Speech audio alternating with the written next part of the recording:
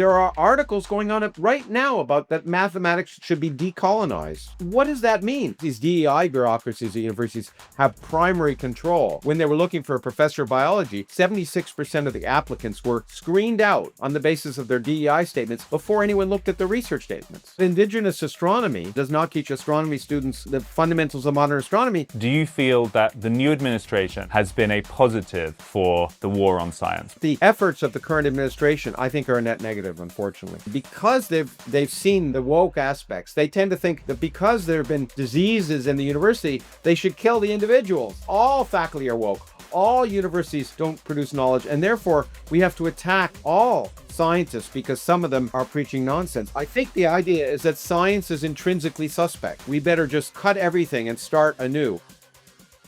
Hello and welcome back to UnHerd. Lawrence Krauss is a world-famous physicist, cosmologist, writer, someone who is an expert on all things from string theory through to the origins of the universe, and yet in recent years he's also become known as someone who is pushing back against some of the strange ideologies that have been infecting academia and the university. This month he is launching a new book, which is a collection of essays from esteemed scientists from across the world, talking about how those bad ideas have become a real threat to the seeking of truth and the academic institution. Of course, since those essays were published, Donald Trump was elected, and I think what we're going to talk about with Professor Krauss is also some of the new threats that might be coming from the new era. Lawrence, welcome to UnHerd. Well, it's great to be with you, at least virtually. So let's just start with the big question. The book is called The War on Science. Obviously, we won't be able to talk about all of the contributors. They range from Richard Dawkins through to Steven Pinker, Jordan Peterson. In sum, what do you feel the war on science has been? Well, the war on science that we're talking about is an eternal kind of culture war. It's an attack on the things that are really central to science and scholarship more generally: free speech, open inquiry, fundamentally, and basically scientific integrity. The fact that science should be independent of ideology, that the scientific process works as a dialectic, by open discussion and debate and free exchange of ideas, and it's fine to attack ideas. And all of those things have been under attack in academic institutions.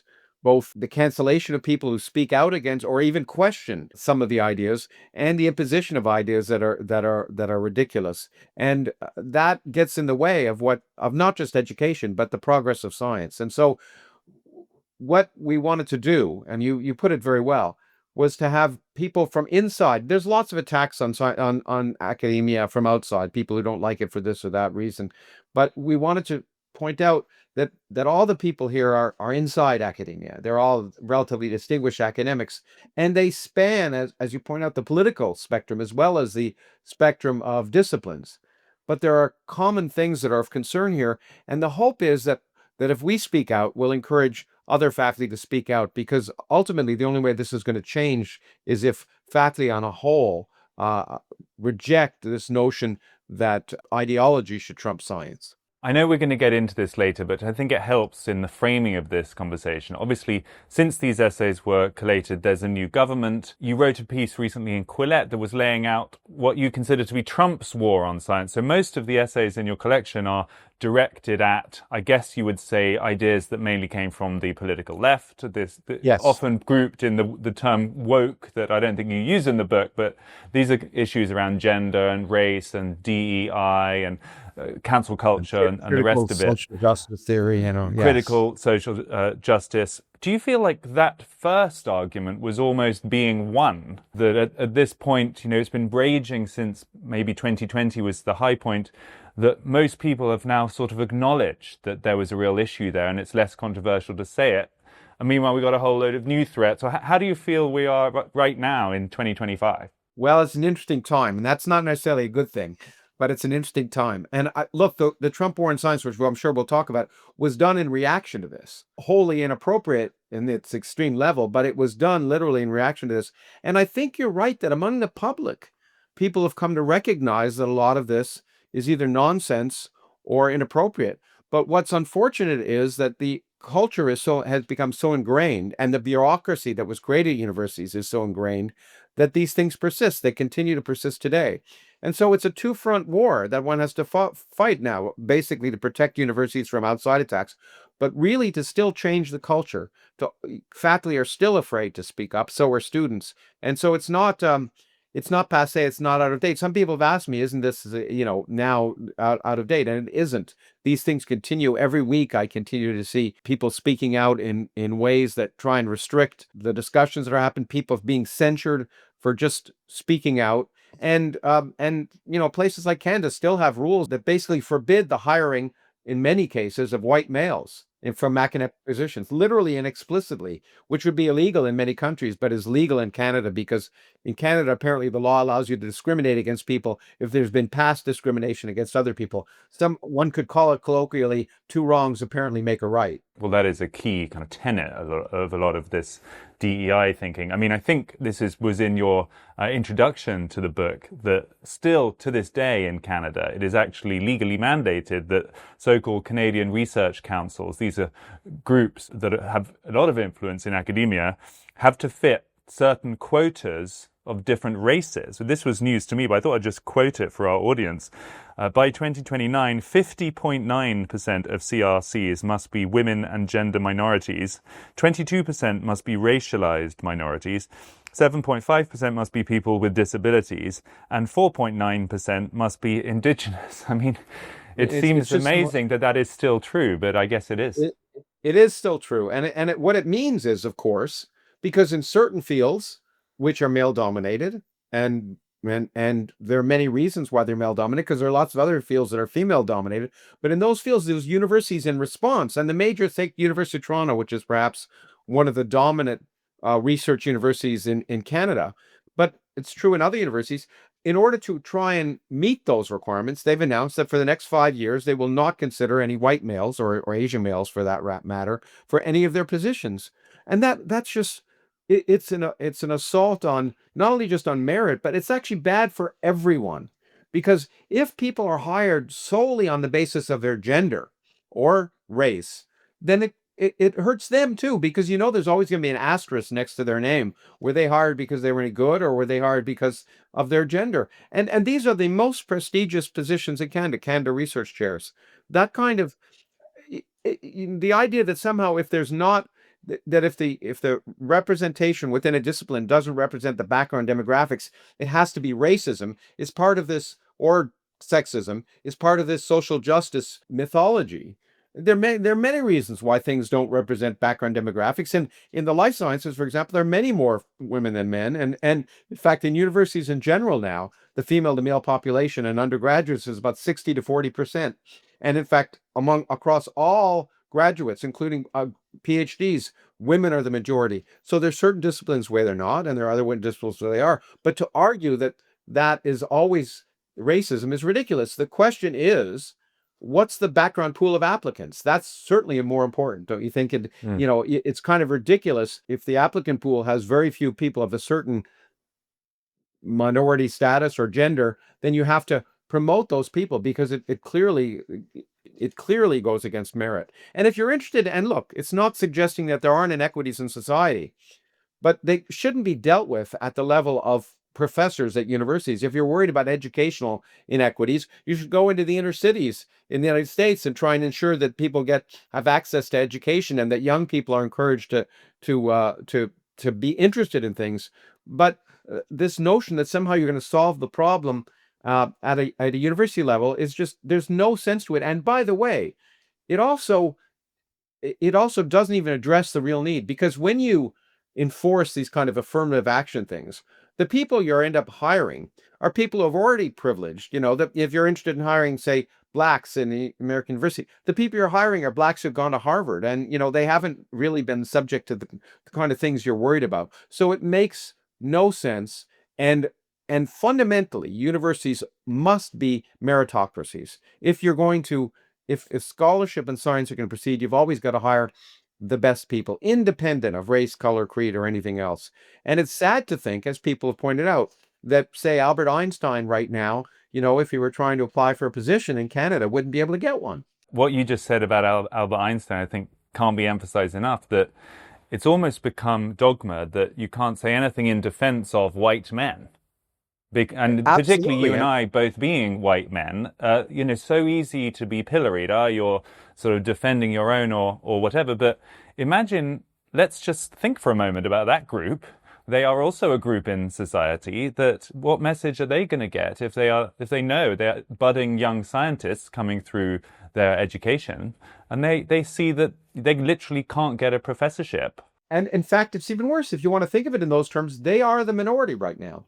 Young males, independent of race, but mostly white, are now 50% less in represented at the undergraduate level and almost at the graduate level. They are the minority. If you wanted to take care of people who are somehow not going to university and not getting education, you might think about doing something for them. And it's often we have to. I was just talking to a colleague who was having a problem because for a certain set of awards, it turns out in the end, this was a physics society in Canada, they ended up giving some fellowships to white males, and they got pilloried for that. But you know that if all of the fellowships had gone to women, it would be celebrated. And somehow I understand it's a reaction to the way the world was 60 years ago, but that's not the world we live in now. And to celebrate the fact that there are no males represented among some awards or fellowships, just imagine if the opposite were happening, if we celebrated that there were no females, or celebrated that there were no black people, or celebrated there were no indigenous people. There'd be an outcry. But somehow when the opposite happens, when the reverse discrimination happens, we celebrate it. So I think the message I'm getting is that although it may feel like we've turned the page, maybe in the kind of vanguard or in, readers of UnHerd or readers of your forthcoming book may well all be nodding in agreement that this is all very passé stuff or this is 2020's argument or whatever. The reality is the thinking has embedded so deeply in so many institutions around the world that it will take years to unpick.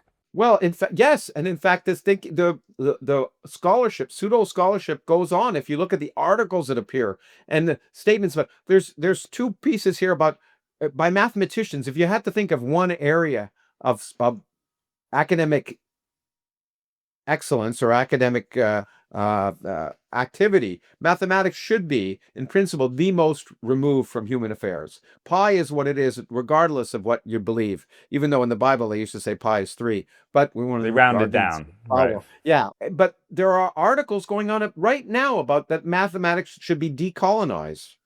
What does that mean? There was a recommendation by the California School Board that regarding the teaching of mathematics in California at the time, saying that certain things like demanding of students that they get the right answer is an example of white supremacy. That kind of nonsense continues. And it's almost easy to understand what's happening, right? Because for the past, say, 7 or 8 years, universities have required, in many cases, these DEI, diversity, equity, inclusion, not only loyalty oaths, but statements that your research is going to actively promote anti-racism. We are requiring some person who's studying string theory in 11 dimensions to show how their research actively promotes anti-racism. Now, when you have people apply for this, you have two sets of people. You have the people who say, well, I'll just find some boilerplate language. By the way, just saying, well, I won't discriminate and I'm going to, be open to anyone and all of that. That will not get you the job.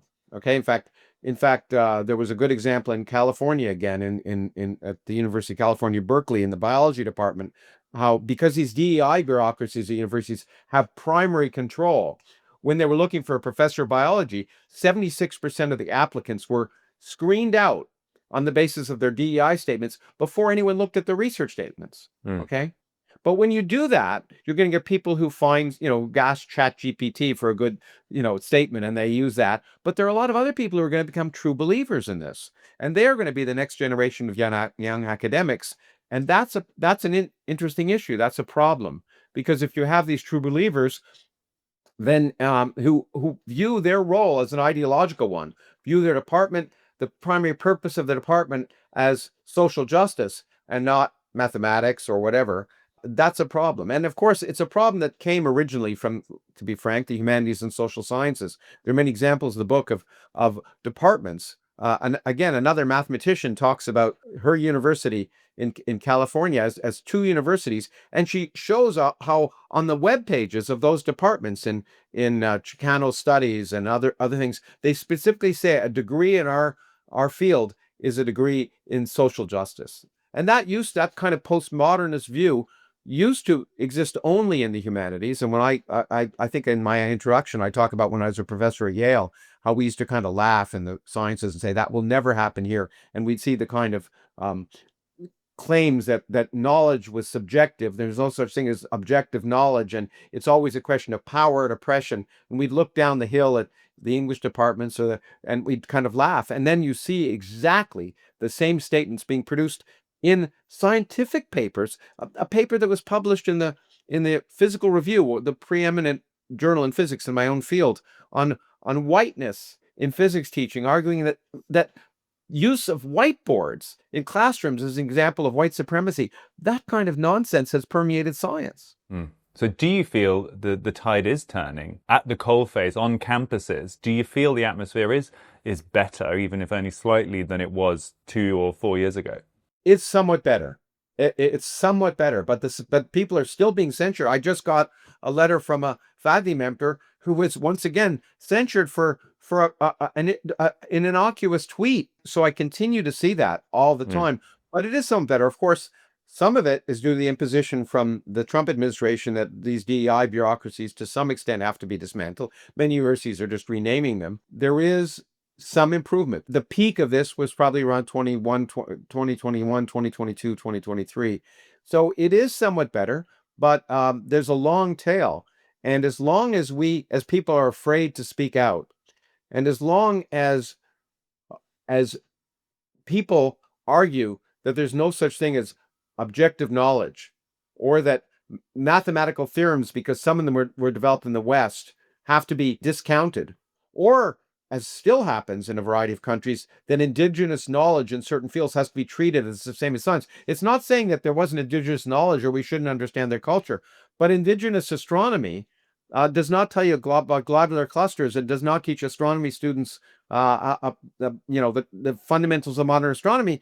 But there's still a professor in Canada who's fighting a lawsuit because she was fired from a tenured position for questioning that. And in New Zealand, they're still trying to keep indigenous knowledge in science classes on the same footing as science. And there are still faculty who are being pilloried for saying in biology, sex is binary. The fact that sex is binary, not the opinion that sex is binary, gets you pilloried enough that as recently as to say, well, at least one faculty member had to resign because of that. But you still see cases in England and other places where people are pilloried for that. And you see, and perhaps even more dangerous, because, okay, so physics, you might get some weird people in physics. Maybe you don't care about that.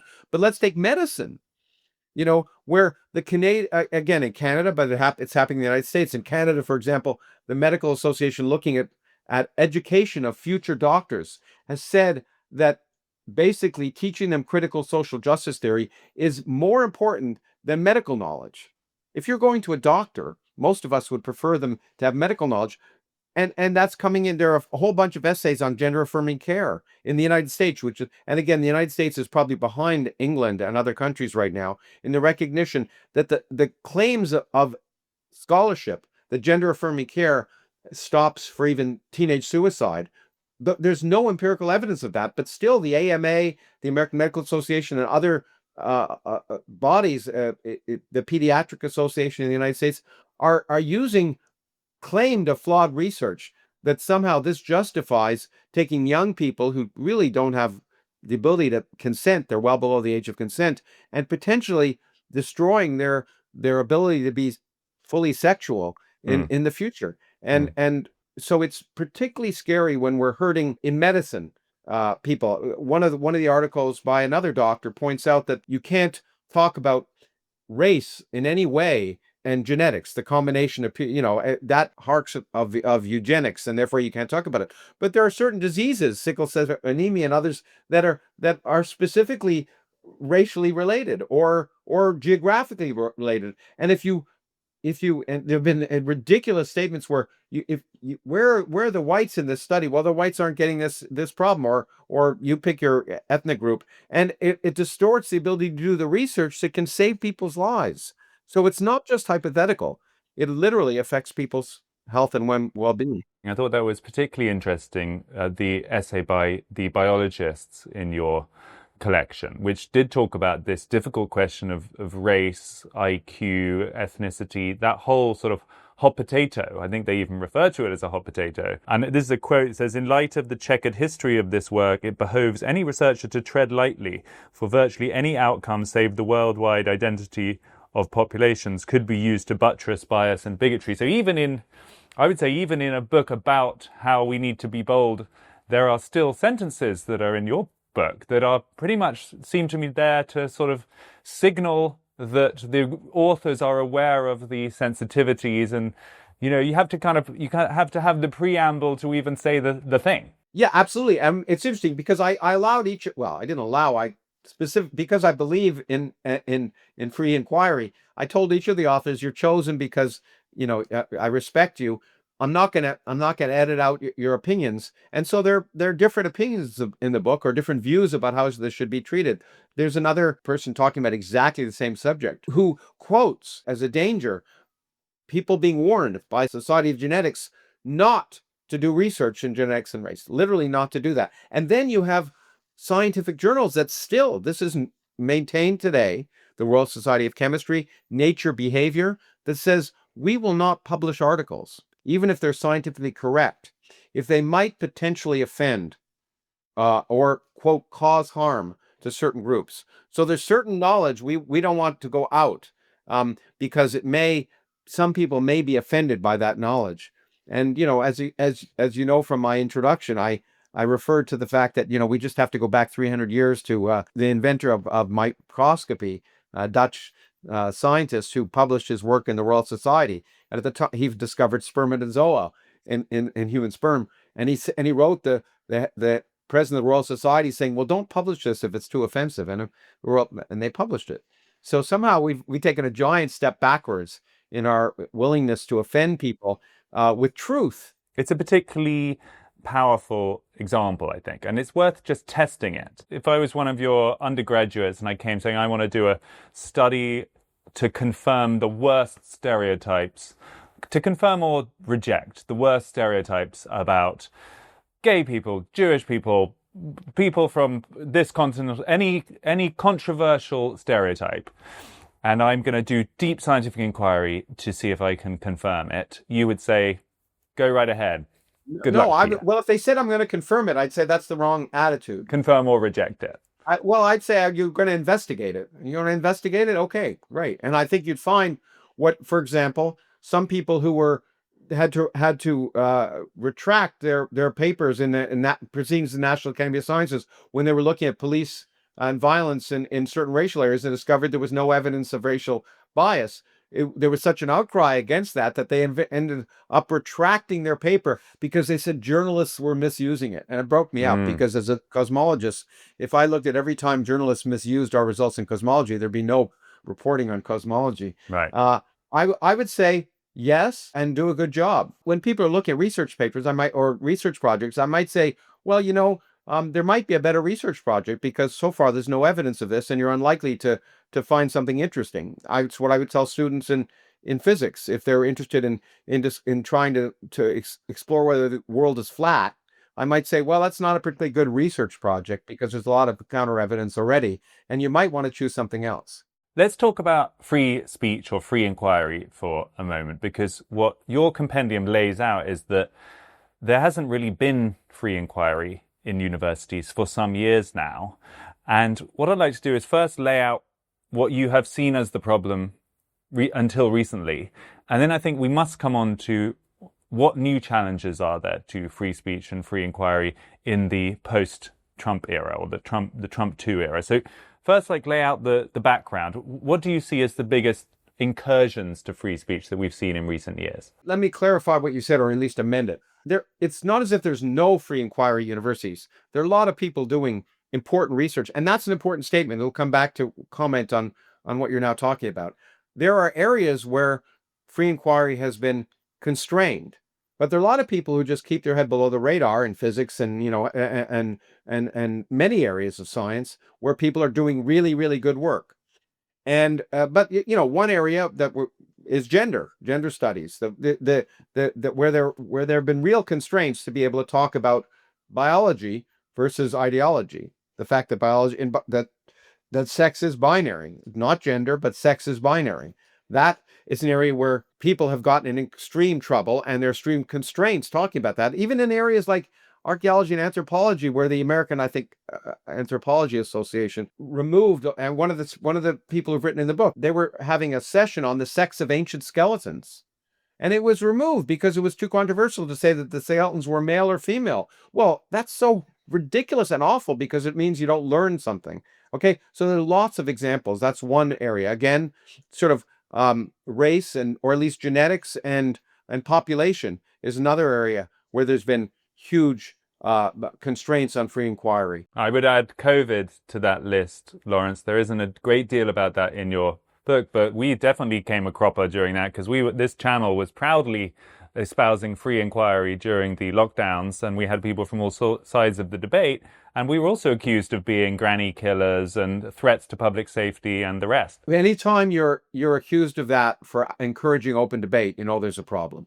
And you're absolutely right. And that was, by the way, one of the great tragedies of COVID. I thought COVID was a great chance for science to display how science is done. That at the forefront of science, there's uncertainty and there's open debate, and we learn how to do things. And I thought the public could see how this comes about and how vaccines are developed and tested. And it was such a disappointment to me that instead that was exactly the opposite. And it's led, as you know, to a distrust of science, because it should have been a great learning experience to say, at the forefront of science, there's uncertainty and debate. And let's encourage that. Instead, the opposite happened. Let's get on to the backlash now. So let me just ask one question to open it. Net. Do you feel that the new administration and all of they have done to try to reverse some of the things that are contained in your book has been a positive overall for the war on science, for reversing the war on science? Well, when it first entered and they first did some executive orders, I wrote some pieces supporting it. But I'm fortunate, I think now as a net, we'll see what happens. We'll have to see how this plays out. But the efforts of the current administration, I think, are a net negative, unfortunately. I think you're right. They've done positive things to try and discourage the race and gender as being the definitive determiners of hiring and what people can talk about.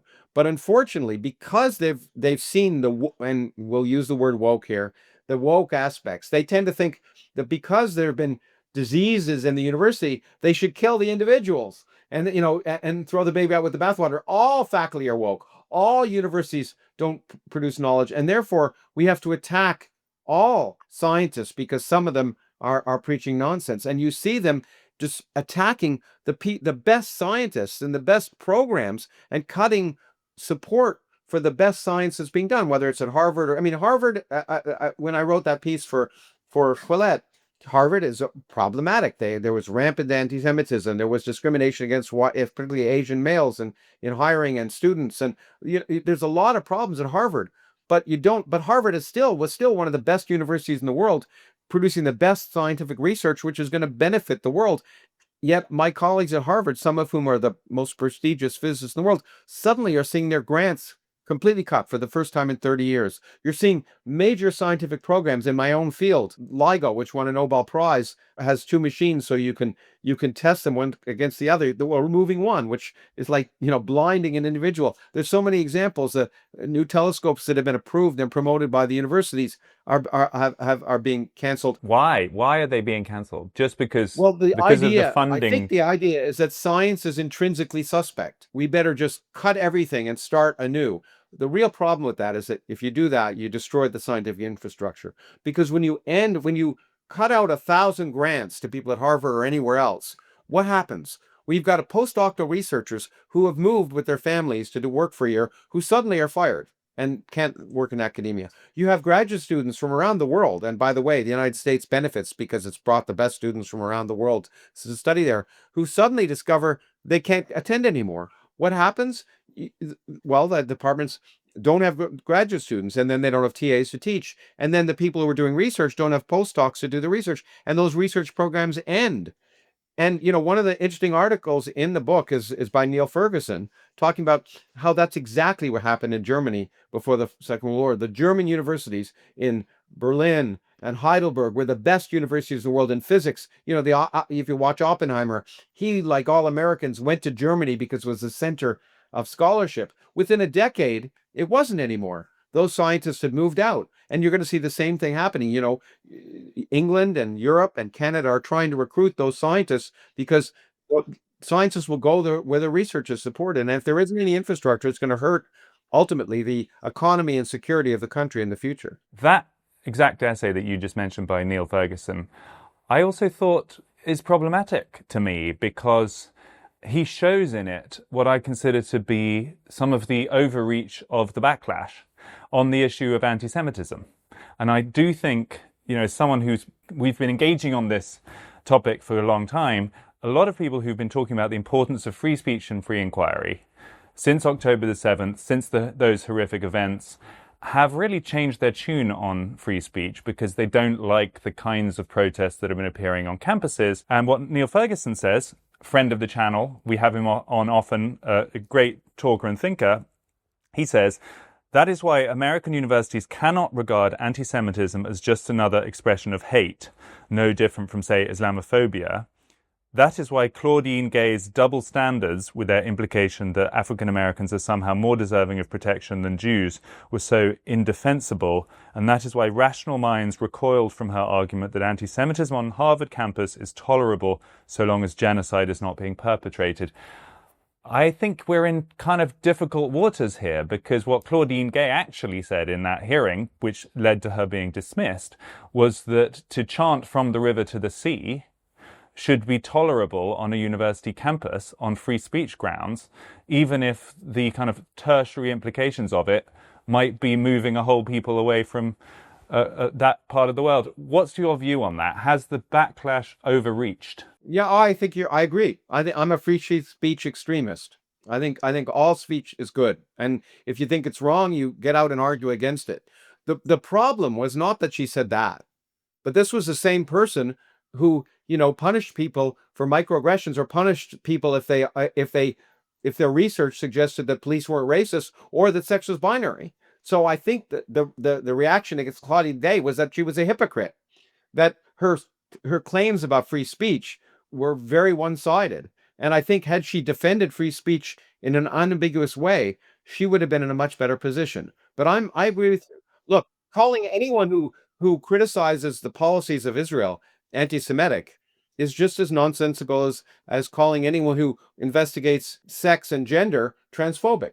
Did you support the removal of Claudine Gay and the other universities? Yeah, I would have. Yeah, because she wasn't qualified for the position in the first place. It was a clear example. And while she was dean, she did horrendous things. So I was happy that someone who should never have been in that position in the first place was removed, and who was clearly was virtue signaling and did not practice what she preached. So, but she's not unique. Most university presidents virtue signal and will say what is convenient at the moment. But you, just to be clear, you think students should be allowed to chant from the river to the sea on campus as part of a protest against Israel? Yeah, and then you should be able to explain why they're ridiculous and why they don't know what they're doing, and most of them don't even know where Palestine is or what the cause that they're chanting for. Because it's, as you know, that happened in Columbia. People said, exactly, do you know what that sentence means? And many of the students who were chanting it had no idea. So it's a good learning opportunity. But yeah, I'm afraid I even think, yeah, I'm a free speech extremist. I think people who preach racism should be allowed to do it, and then you confront them and explain why they're wrong. Free speech is not there to defend ideas you agree with. More importantly, and you know this, I first learned it from my late friend Christopher Hitchens, but it was Hume and others who first argued this, that the real problem of disallowing speech is that you don't give yourself the opportunity to hear ideas that you disagree with, which may be right. And so you do yourself a disservice by restricting statements that you vehemently disagree with. Now, a lot of them may be wrong, but the best way to counter nonsense is with rational inquiry. And the best way to counter injustice is not with injustice, which is what I think we're seeing with the Trump administration. The best way to counter DEI is not to say you cannot say this, because that's exactly the wrong thing. The best way to counter it is to say we should be free to criticize it. Just this week, Columbia University agreed to a $200 million fine to settle allegations from the Trump administration that it failed to do enough to stop the harassment of Jewish students. Where do you stand on this? Because in a sense, you might think this is fair enough, long overdue. There was anti-Semitism, they're paying the price. But the flip side is this is strong-arming and intimidating of an institution by the federal government. And it's a concerning precedent. It concerns me. Now, some of the people involved say, well, this protected us for being able to have free speech. We didn't, certain requirements of what we could and could not be taught are now no longer in that thing. I think it's extortion. It's the typical way that Mr. Trump operates. I think there are ways other than getting them to pay up that you could get. What you do is you attack the problem. You don't just attack the university. You say, look, here are the problems. What can we do to solve them? And the university should be demonstrating that it is encouraging free speech, that it is a meritocracy, et cetera, et cetera, et cetera. And let's demonstrate that this is happening.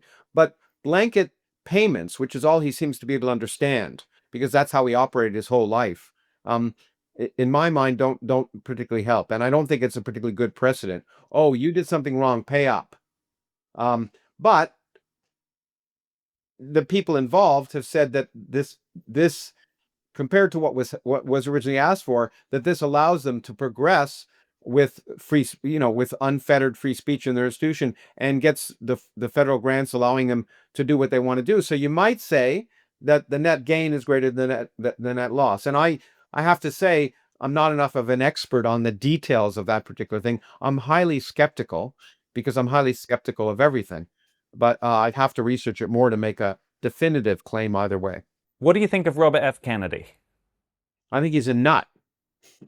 I should say we've had him on this channel as well. He did his first UK interview with us. I think he's a danger. I think he should be allowed to say what he's allowed, but the fact that he's in a position of responsibility, having to do things with vaccines and with other aspects of medical care, when he's made so many statements and continues to make so many statements and distort. I've seen him speak out and distort the fundamental statistics. He is a person with an agenda, and he also still, by the way, has a vested financial interest in his agenda, which really concerns me. He's still involved in the organizations that are suing in vaccine cases, for example. So I think it's a tragedy that man is in the position he's in. Now, like Trump, a broken clock is right twice a day.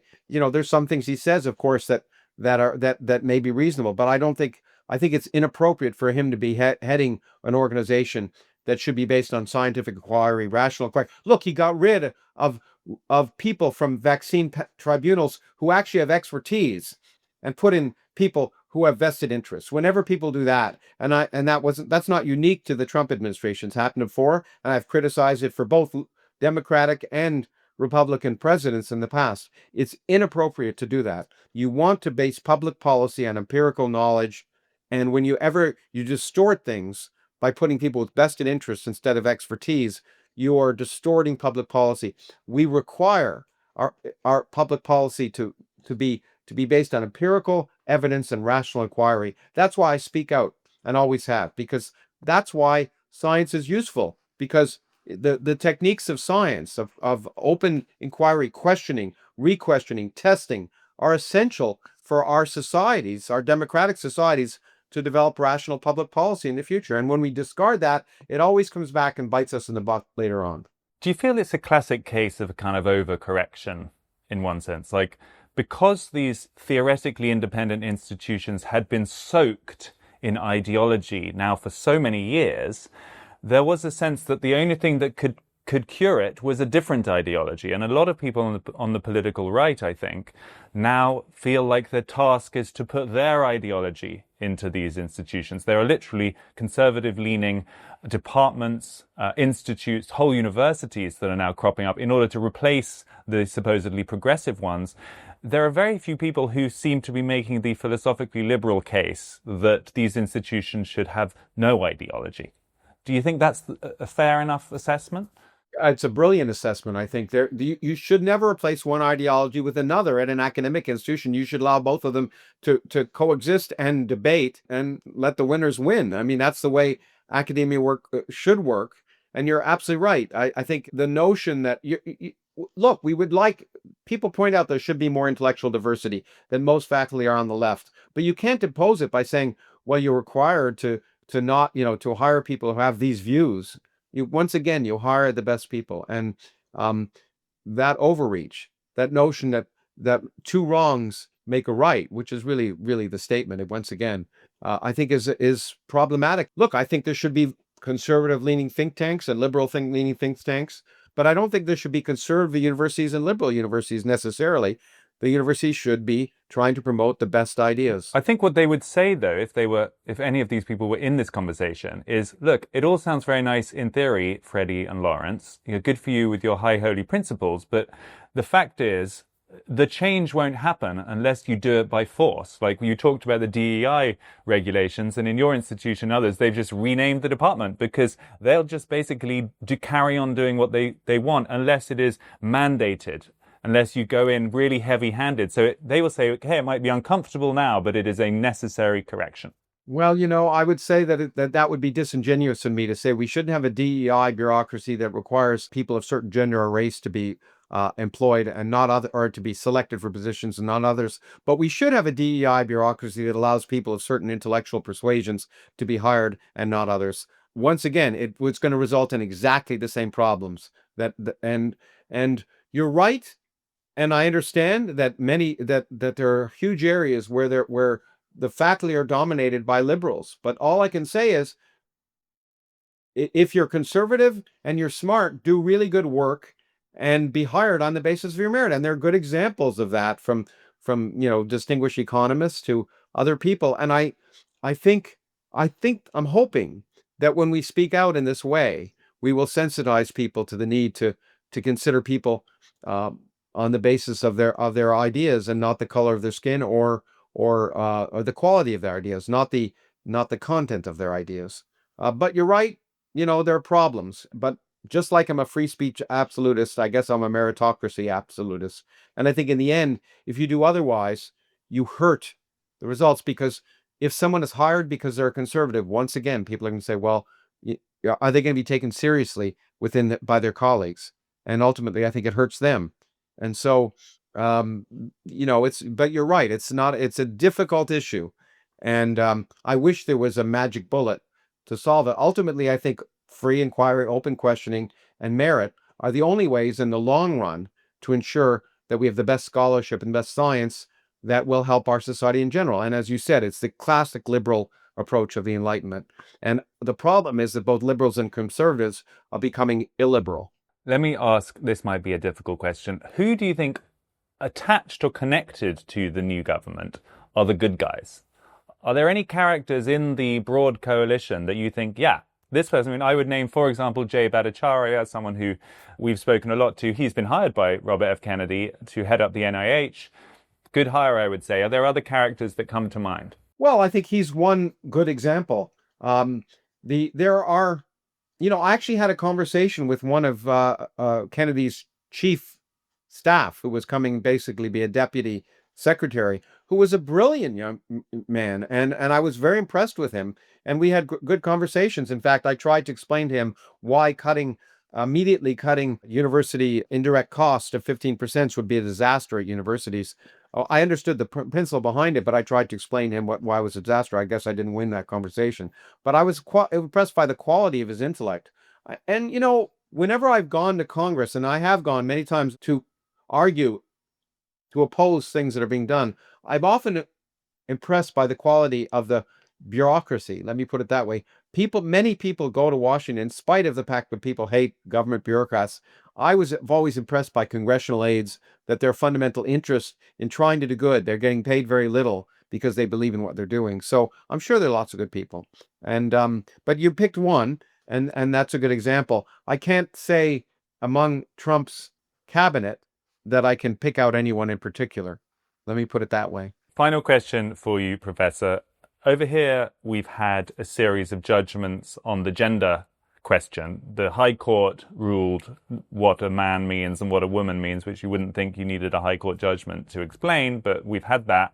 And it feels on that topic that we really have turned a corner. Even the Labour government is absolutely instituting that change, and things like surgeries on minors are not taking place overtly at this point. Do you feel like there is a revenge of sanity taking place, and do you think we'll be seeing that kind of crashing over all of the Western shores? Well, I'd like to think so. The Cass report and what's happened in the UK are incredibly important, and I do think impacted on a recent Supreme Court decision in Tennessee regarding gender-affirming care for minors. The United States is behind the curve.